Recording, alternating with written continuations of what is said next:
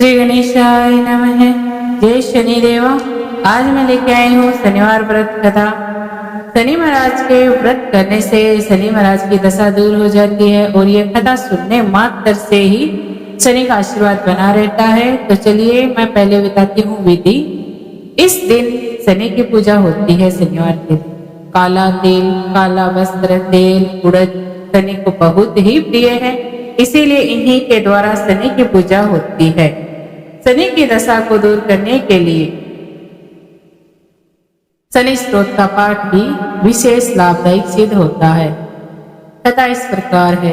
एक समय सूर्य, चंद्रमा, मंगल, बुध, बृहस्पति, शुक्र, शनि, राहु और केतु इन ग्रहों में आपस में झगड़ा हो गया कि हम में सब में से बड़ा कौन है। सब अपने आप को बड़ा कहते थे। जब आपस में कोई भी निश्चय न हो सका तो सब के सब आपस में झगड़ते हुए इंद्र के पास गए और कहने लगे कि आप सब देवताओं के राजा हो, इसीलिए आप हमारा न्याय करके बतलाओ कि हम 9 ग्रहों में सबसे बड़ा कौन है। राजा इंद्र इनका प्रश्न सुनकर घबरा गए और कहने लगे कि मुझ में यह सामर्थ्य नहीं है जो किसी को बड़ा या छोटा बतलाऊं। मैं अपने मुख से कुछ नहीं कह सकता हूँ। हाँ, एक उपाय हो सकता है। इस समय पृथ्वी पर राजा विक्रमादित्य दूसरों के दुखों का निवारण करने वाले हैं, इसीलिए तुम सब मिलकर उन्हीं के पास जाओ, वही तुम्हारे दुखों का निवारण करेंगे। ऐसा वचन सुनकर सभी ग्रह देवता चलकर भूलोक में राजा विक्रमादित्य की सभा में जाकर उपस्थित हुए और अपना प्रश्न राजा के सामने रखा। राजा उनकी बात सुनकर बड़ी चिंता में पड़ गए कि मैं अपने मुख से किसको बड़ा और किसको छोटा बतलाऊं। जिसको भी छोटा बतलाऊंगा वही क्रोध करेगा। परंतु उनका झगड़ा निपटाने के लिए एक उपाय सोचा। उन्होंने सोना, चांदी, कांसा, पीतल, सीसा, रांगा, जस्ता, अभ्रक और लोहा 9 धातुओं के 9 आसन बनवाए। सब आसनों को क्रम से, जैसा सोना सबसे पहले, लोहा पीछे।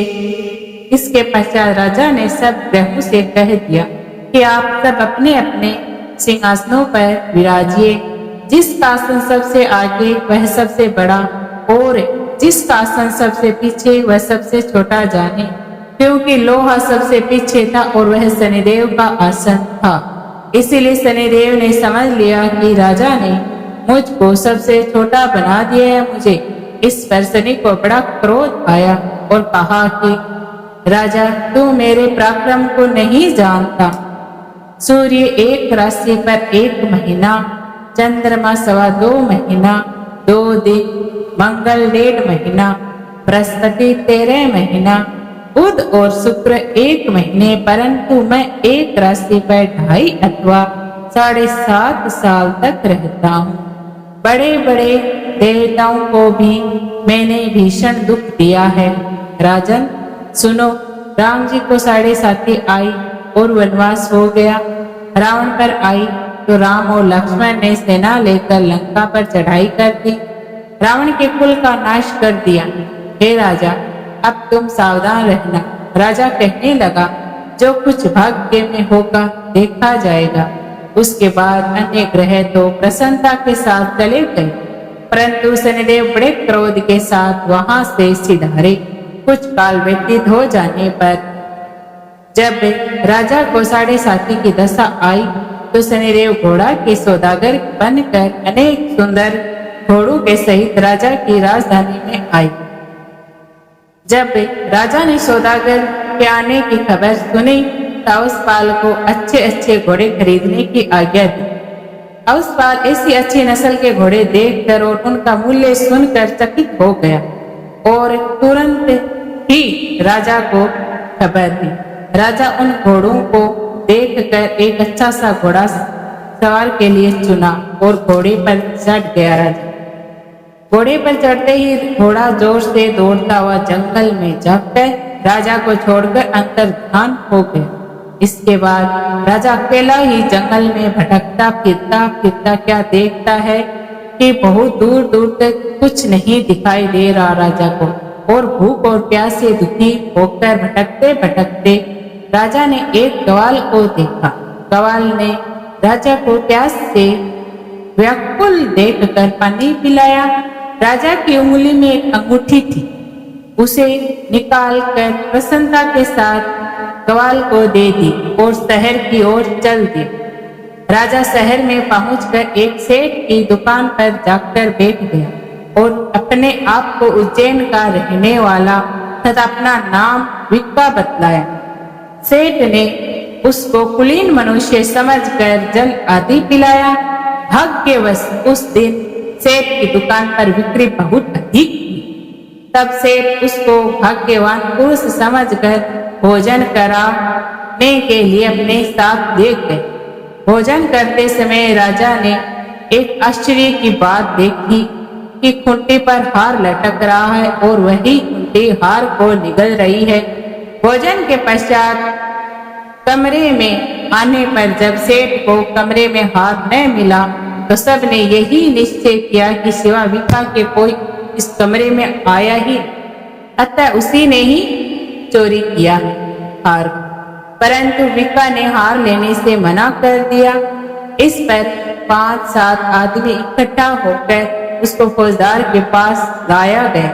फौजदार ने उसको राजा के सामने उपस्थित कर दिया और कहा कि यह आदमी तो भला प्रतीत होता है, चोर मालूम नहीं होता, परंतु सेठ का कहना है कि इसके सिवा और कोई घर में आया ही नहीं, अवश्य इसी ने ही चोरी की। तब राजा ने आज्ञा दी कि इसके हाथ और पैर काट दिया जाए, यानी कि इसको चोरंगिया किया जाए।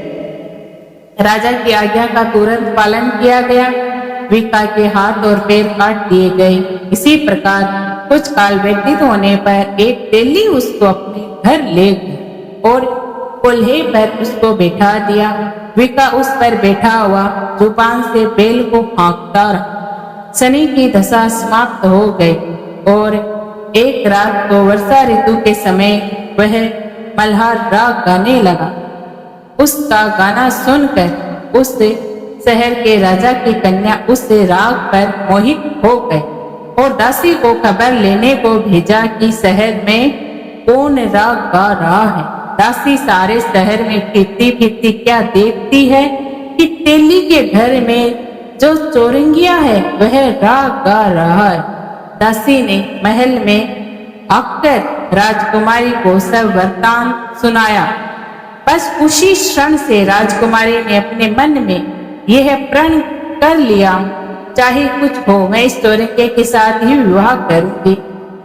प्रातः काल होते ही जब दासी ने राजकुमारी को जगाना चाहा तो राजकुमारी अनशन व्रत लेकर पड़ी रही। तब दासी ने रानी के पास जाकर राजकुमारी का सारा वृत्तांत कह सुनाया तो रानी तुरंत ही वहां पर आकर राजकुमारी को जगाया और उसके दुख का कारण रानी ने पूछा। राजकुमारी ने कहा कि माताजी, मैंने तो यह प्रण कर लिया है कि तेली के घर में जो चोरंगिया रहता है ना, उसी के साथ मैं विवाह करूंगी माताजी। माताजी ने कहा कि पगली ये क्या बात कर रही है, तुझको तो किसी देश के राजा के साथ विवाह जाएगा। कन्या कहने लगी, माताजी मैं अपने प्रण नहीं तोड़ूंगी। माता ने चिंतित होकर यही बात अपने पति को बताई। जब महाराज ने भी आकर यह समझाया कि मैं तुमको राजा के साथ, तुम्हारा विवाह राजा के साथ करूंगा और बहुत धूमधाम से करूंगा, तो ऐसी बात बेटा तुमको कभी नहीं विचारनी चाहिए। राजा ऐसे अपनी पुत्री को कहता है। तब पुत्री ने कहा, पिताजी मैं अपने प्राण त्याग दूंगी परंतु दूसरे से विवाह नहीं करूंगी। इतना सुनकर राजा ने क्रोध से कहा, यदि तेरे भाग्य में ऐसा ही लिखा है तो जैसी तेरी इच्छा हो वैसा ही कर। राजा ने तेली को बुलाकर कहा कि तेरे घर में चौरंगिया है ना, उसके साथ मैं अपनी कन्या का विवाह करना चाहता हूँ। तेली ने कहा, यह कैसे हो सकता है? कहाँ आप हमारे राजा और कहाँ मैं एक नीच तेली? परंतु राजा ने कहा कि भाग्य लिखा कोई नहीं टाल सकता है, अपने घर जाकर विवाह की तैयारी करो। राजा ने उसी समय तोरण और बंदवार लगाकर अपनी राजकुमारी का विवाह चौरंगिया बना विक्रमादित्य के साथ कर दिया।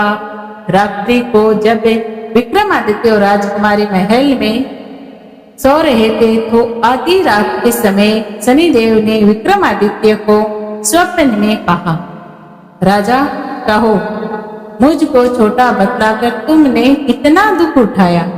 राजा ने क्षमा मांगी तुरंत और शनिदेव ने प्रसन्न होकर विक्रमादित्य को हाथ पैर सही सलामत दे दी।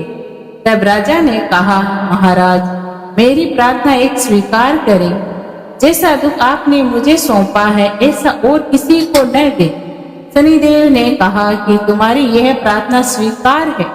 जो मनुष्य मेरी कथा सुनेगा या कहेगा उसको मेरी दशा में कभी किसी प्रकार का दुख नहीं होगा, और जो नित्य ही मेरा ध्यान करेगा या चींटियों को आटा डालेगा उसके सब मनोरथ पूर्ण होगा। इतना कहकर शनिदेव अपने धाम को चले गए।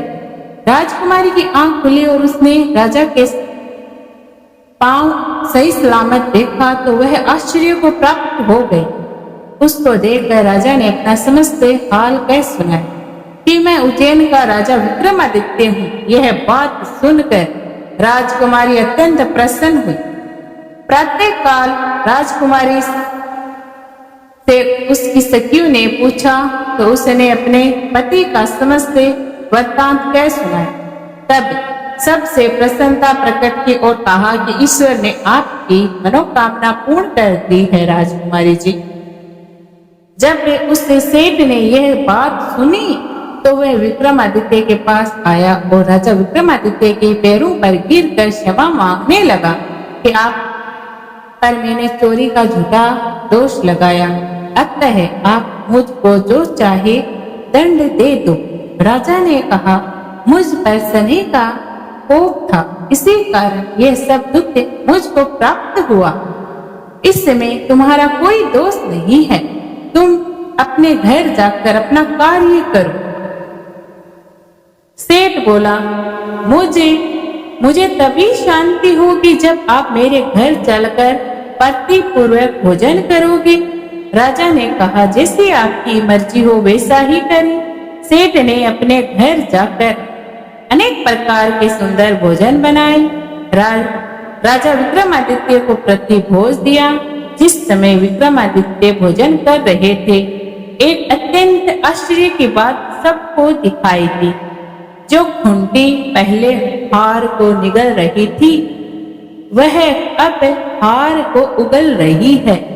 जब भोजन समाप्त हो गया तो सेठ ने हाथ जोड़कर बहुत सी मोहरें राजा को भेंट की और कहा कि मेरे श्रीकर नाम एक कन्या है, उसका पानी ग्रहण आप करें। इसके बाद सेठ ने अपनी कन्या का विवाह राजा के साथ कर दिया और बहुत सा दान दहेज आदि दिया। इसी प्रकार कुछ दिन तक वहां निवास करने के पश्चात विक्रमादित्य ने शहर के राजा से कहा कि अब मेरी उज्जैन जाने की इच्छा है।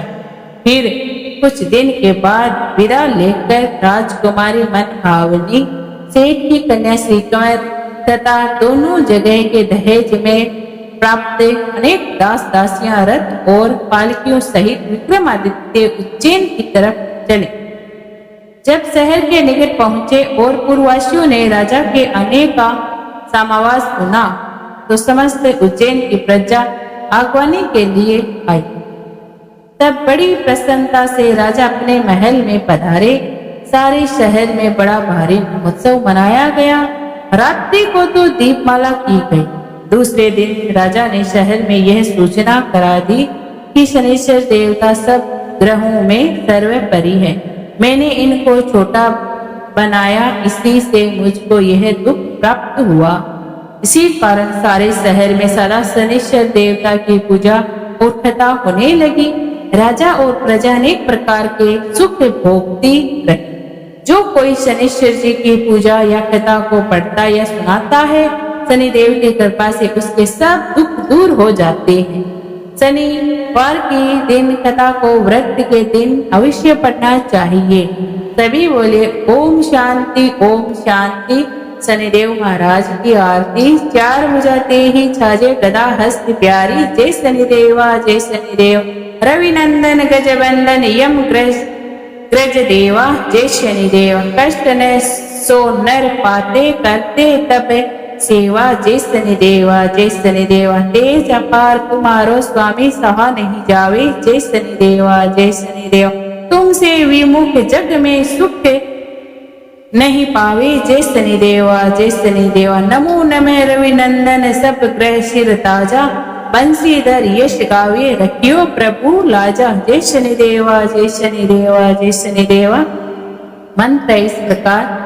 नीलांजने समाभासं रविपुत्रं यमाग्रजं छायामार्तण्ड संभुतं तं नमामि शनैश्चरं। नीलांजने समाभासं रविपुत्रं यमाग्रजं छायामार्तण्ड संभुतं तं नमामि शनैश्चरं। नीलांजने समाभासं रविपुत्रं यमाग्रजं छायामार्तण्ड संभुतं तं नमामि शनैश्चरं।